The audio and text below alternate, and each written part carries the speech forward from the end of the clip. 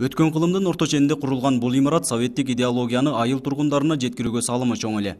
Ошол мезгилде маданий иш-чаралар, атамекендик согуштагы советтик армия тууралуу кинолор ушул имаратта гана көрсөтүлгөн. Мезгилинде бул маданият үйүндө элдин каттамы үзүлгөн эмес. Ошондо мана шунун алдында биздин маяктар деген сүрөт бар эле. Мен биринчи класска киргенде ушундай бар эле. Ошол бир 6-7 жыл сакталды. Ушул эмгектин алдыңкылары баягы эменин мамлекеттин чакырыктары ушулар жазылып ушундай кооз эме болгон. Кино деген күн алыс болчу. Согмент айылында жайгашкан бул маданият үйү мезгилинде 6 айылдын тургундарын, башкача айтканда 1 май совхозунун тургундарынын маданий иш-чараларды өткөрүүчү жайы болгон. Ал эми азыркы учурда бул жерде маданий иш-чараларды өткөрмөк нар турсун, бул имаратка кирүү дагы өтө эле коркунучтуу. Анткени өлкөбүздүн маданият тармагына көңүл бурулбагандыктан айыл жерлериндеги бул сыяктуу имараттар талкаланып жок болгон. Мындан улам айылда жашаган карыялардын эсинде гана болбосо, жаш муундар үчүн кароосуз калган имараттардын эч кандай баалуулугу жоктой. Анын өзүнүн дагы срогу жетип, аварий абалга келди. Капиталдык оңдоого мүмкүн эмеслиге байланыштуу ушундай чечим чыккан.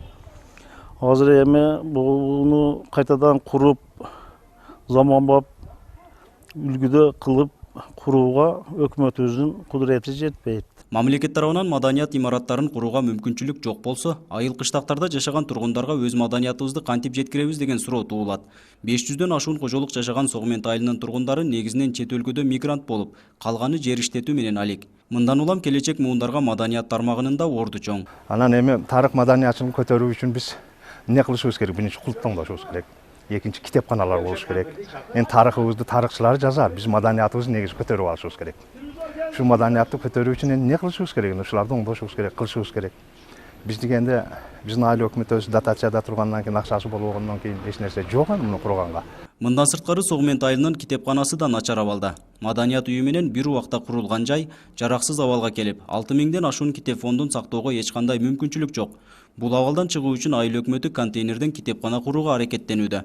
Анан ушул состояние начар болгондугуна байланыштуу быйылкы маданият тарых жана маданият жылдыгына өкмөтүбүз каржылап, ошол демилген көтөрүп ушул контейнерди алып келип, контейнер ишти баштап берип атат.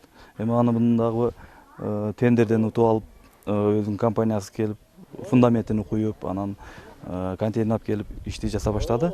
Айылдарда маданият үйлөрү жок болсо да, бул мекемеде иштеген кызматкерлер бар экен.